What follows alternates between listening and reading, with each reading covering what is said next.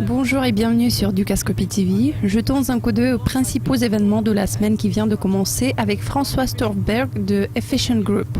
Alors François, commençons par le PIB de la Chine qui sera publié mardi. La Banque mondiale a récemment annoncé le taux prévisionnel de croissance de 7,1% pour la Chine en 2015. Pensez-vous que c'est réalisable et à quel genre de chiffres vous attendez-vous ? Je pense que l'objectif de 7,1% en termes de croissance est tout à fait réalisable, même si les économistes misent sur le résultat de 7%.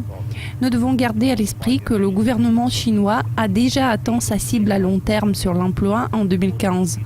Ils veulent stabiliser leur main-d'œuvre. C'est pour cette raison que je doute fort qu'ils soient pressés de lancer des réformes structurelles rigides qui sont nécessaires pour changer leur modèle économique qui relève actuellement de la production et des données au profit de l'économie basée sur la consommation. On s'attend au chiffre de croissance de 7,3% en 2014, ce qui est en plus bas sur 24 ans, mais en termes relatifs, si on prend en compte la croissance généralement basse en 2014, ce niveau est assez robuste.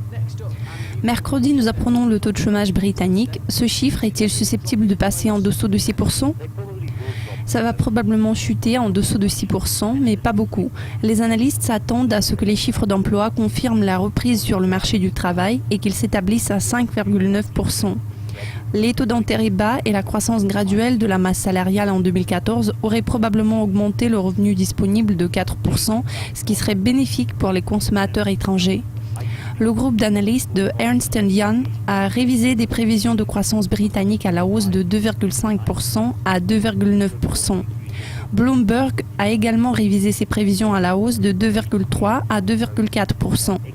Vu les anticipations de croissance optimistes, nous attendons à de bonnes nouvelles sur le plan de l'emploi tout au long de 2015. Enfin, la très importante conférence de presse de la BCE ce jeudi. Vous attendez-vous à des changements majeurs ? Quel que soit le moment réel de l'introduction du QI, ça va être un événement majeur. Néanmoins, je doute fort que la BCE le lance ce jeudi. Ils vont peut-être se contenter des orientations prospectives. Avant de procéder au QI, ils doivent d'abord résoudre des problèmes au niveau de la politique et de la législation. La Bundesbank, qui opte pour plus d'austérité, sera contrainte d'accepter le plan de QI. Ils peuvent être contents de pouvoir renflouer chaque banque centrale de la zone et du montant d'actifs rachetés. Ça va augmenter la dette de la Banque centrale, mais ce plan sera coordonné par tous les participants avant qu'il ne soit lancé. L'accord commercial entre les pays européens concernés devrait être reconsidéré car il a déjà atteint ses limites.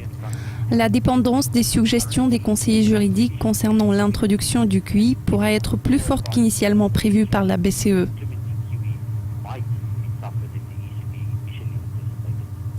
François, merci de votre participation. Notre temps est écoulé. Restez à l'écoute de Dukascopy TV pour plus de mises à jour et d'interviews exclusives. Au revoir.